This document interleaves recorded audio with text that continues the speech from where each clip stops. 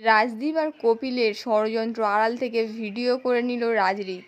ধারাবাহিকের শুরুতেই দেখা যাচ্ছে তোর সাথে বিদ্যার খবরটা পেয়ে ছুটতে ছুটতে হসপিটালে এসে বিদ্যাকে বলছে, কেমন আছিস তুই এখন?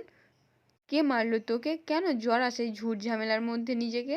বিদ্যা তখন বলছে, মা সবাই যদি ঝুট ঝামেলার সামনে থেকে সরে দাঁড়ায় তাহলে লড়বে কে? অতগুলো ছাত্রছাত্রী তো পথহারা হয়ে পড়বে। তখন অন্য কোনো দল এই ছাত্রছাত্রীদের তাদের নিজের উদ্দেশ্যের জন্য ব্যবহার করবে। পিউ তখন বলছে, তা বলে এত রিস্ক কেউ নেয়? বিদ্যা তখন বলছে, আমি রিস্ক নিইনি কাকি, আমার ধারণা ছিল কিছু একটা ঘটবে। এই বলে তো তোষাকে বলছে, মা তোমার ছেলে আমাকে বাঁচিয়েছে ওর দিদির হাত থেকে রাখি পড়বে বলে, আর ওর দিদির হাত থেকে ফোঁটা নেবে বলে। তুমি দেখবে মা, এবছর আমরা ভাই বোনেরা না রাখিতে খুব আনন্দ করব। রায়া তখন বলছে, ও আনন্দ করবে? সারাদিন তো ডিস্কে পড়ে থাকে। তোর সে তখন রায়াকে বলছে, এখন ওসব কথা থাক না। এই বলে তো বিদ্যাকে বলছে, রাজরিত কোথায় রে? বিদ্যা তখন বলছে, রাজরিত আসেনি। কেন, তুমি খবরে দেখোনি? রাজদীপ বাবুকে শারীরিক নিগ্রহ করা হয়েছে, ধাক্কাধাক্কি করা হয়েছে, উনি এখন অসুস্থ। আর রাজরিত আমাকে ভুল বুঝেছে, ও ভেবেছে সব কিছুর পিছনে আমি আছি। আর ও ওনাকে চিকিৎসা করাতে নিয়ে গেছিল, তারপর আর ফেরেনি। তোর সে তখন বলছে, আচ্ছা দাঁড়া আমি দেখছি। এই বলে তোর রাজরিতের ফোনে ফোন করে। সৃঞ্জয় তখন রাজরিতের ফোনটা তুলে বলছে, আমি সৃঞ্জয়ই বলছি, রাজরিতের কাকিমা। তোর সে তখন বলছে, বলছিলাম আমি তোরসা বলছি, রাজরিতকে ফোনটা দেয়া যাবে? তখনই সৃঞ্জয়ই বলছে, না দেয়া যাবে না, কারণ ওর বাবা শয্যাশায়ী। বিদ্যা একদিন বলেছিল, ওই যে কার্ফেল বোর্ডস, আমি আবার অত বুঝি না, আমি আবার বায়োলজি স্টুডেন্ট নই, আর ওই রিপস ভেঙে গুড়িয়ে দেবে। সেই উদ্দেশ্য ওর সফল হয়েছে, ওনাকে শারীরিকভাবে নিগ্রহ করা হয়েছে, এর জন্য ওর রেসপন্সিবল। আর এর জন্য আমাদের পরিবার থেকে ওর বিরুদ্ধে এফআইআর করা হবে। তোর সে তখন বলছে, তোমার কি মাথা ব্যথা খারাপ হয়ে গেছে? ও বাড়ির বউ। সৃঞ্জয়ী তখন বলছে, কে বউ? ওর সঙ্গে আমাদের বাড়ির কোনো সম্পর্ক নেই। তোর সে তখন বলছে, দেখো একটা ভুল বোঝাবুঝি হয়েছে, তুমি রাজজিৎকে ফোনটা দাও, আমি ওর সঙ্গে কথা বলবো। সৃঞ্জয়ী তখন বলছে, আমি কথা বলে দেখছি। এই বলে তো কৃতি রুষা পায়েলকে ডাকে, ডেকে বলছে, তো দাদাভাইকে বল বিদ্যা ফোন করেছে, কথা বলতে চায়। পায়েল তখন সৃঞ্জয়ীকে বলছে, তুমি চিন্তা করো না, আমি দেখে নিচ্ছি। এই বলে তো সকলে মিলে ওখান থেকে চলে যায়। সৃঞ্জয়ী তখন তোরসাকে বলছে, আপনি ওয়েট করুন, আমার মনে হয় না কথা বলবে আপনার সাথে। আসলে ও মনে প্রাণে বিদ্যাকে ঘৃণা করে। এই বলে তো আরো বাজে বাজে কথা বলতে শুরু করে। এদিকে তখন পায়েল রাজরিতকে বলছে, বিদ্যা ফোন করেছে। রাজরিত তখন বলছে, ফোনটা দে। পায়েল বলছে, কথা বলিস না, জেঠু রাগ করবে, কারণ ও খুব বাজে বাজে কথা বলছে, কারণ তুই রেসপন্সিবল ছেলে নোস, বউকে এই অবস্থায় ফেলে তুই এখানে চলে এসেছিস, আরো বাজে বাজে কথা বলছে। তারপর বলছে, উনি বলেছেন দরকার পড়লে বিদ্যা তোর সঙ্গে কোনো সম্পর্ক রাখবে না। রাজরিত তখন সবটা শুনে বলছে, আমি কি আর বলবো, ও যদি না সম্পর্ক রাখতে চায় রাখবে না। কৃতি তখন বলছে, তুই ভেবে বলছিস তো, এই কথাটাই বলে দেবো তো? এই বলে তো ফোনের রেকর্ডিং শুরু করে দেয়। রাজরিত তখন বলছে, হ্যাঁ বলে দে, আমার জীবনে বাবাই সব কিছু। আমি ভেবেছিলাম ও বাড়িতে আসবে, বাবার কাছে ক্ষমা চেয়ে নেবে, ও যখন করেনি দরকার নেই, আমি কথা বলবো না। কৃতি তখন রেকর্ডিংটা সেভ করে নিয়ে সকল মিলে ওখান থেকে বেরিয়ে যায়। আর নিচে এসে সৃঞ্জয়ীকে বলছে, দাদাভাই কথা বলবে না বলেছে। সৃঞ্জয়ী তখন তোরসাকে বলছে, রিত কথা বলবে না। তোরসা তখন বলছে, আমি বিশ্বাস করি না, আমি কণ্ঠস্বর শুনতে চাই। সৃঞ্জয়ী তখন বলছে, ঠিক আছে, ওর কথাবার্তা রেকর্ড করেছে। পায়েল তো অনুষাকে বলছে, কৃতি শেষটুকু শোনাবি। তখনই কৃতি রেকর্ডিংটা চালু করে, চালু করতেই শোনা যায় রাজরিত বলছে, দরকার নেই, আমি কথা বলবো না।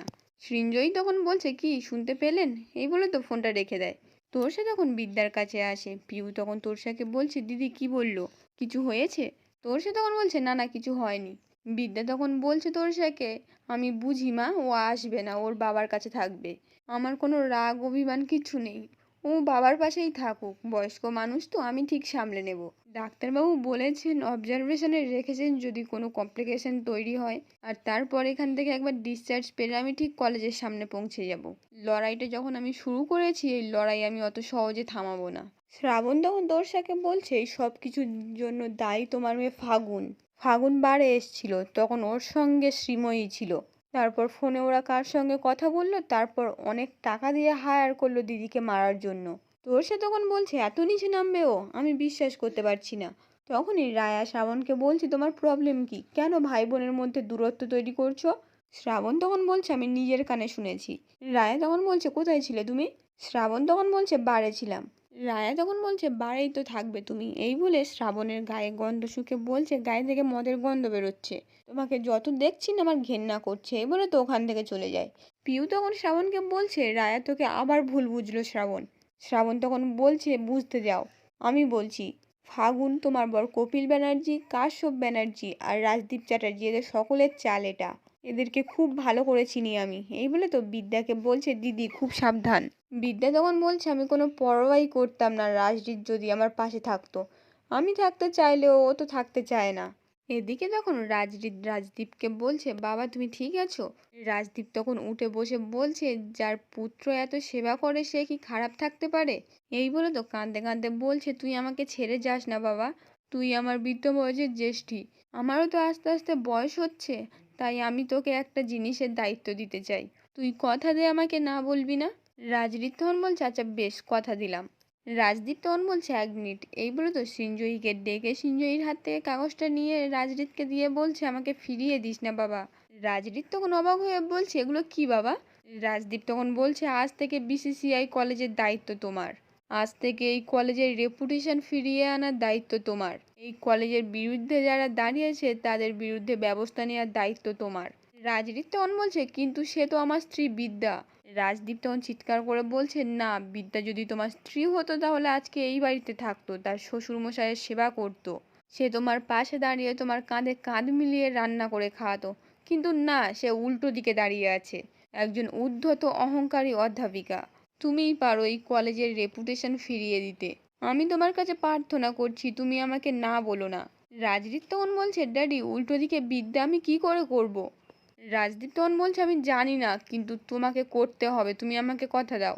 সিঞ্জয়ী তো এবারে রাজদীপকে বলছে তোমার বাবা এত করে বলছে তুমি হ্যাঁ কথা দিতে পারছো না, তোমার নামে তো সমস্ত সম্পত্তি লিখে দিয়েছে, বিসিসিআই কলেজের এখন সর্বসর্বা তুমি।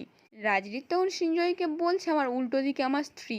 সিঞ্জয়ী তখন বলছে আর উনি তোমার পিতা, এবারে ব্যাপারটা তোমার উপরে, এই বলে তো রাজদীপকে বলছে দাদা খেয়ে নেবে আসুন, আজকের রাতেও হয়তো আপনার ছেলে আপনাকে খাইয়ে দেবে না। আজকের পর্বটি এখানেই শেষ হয়ে যায়, কেমন লাগলো কমেন্টে জানাতে ভুলবেন না।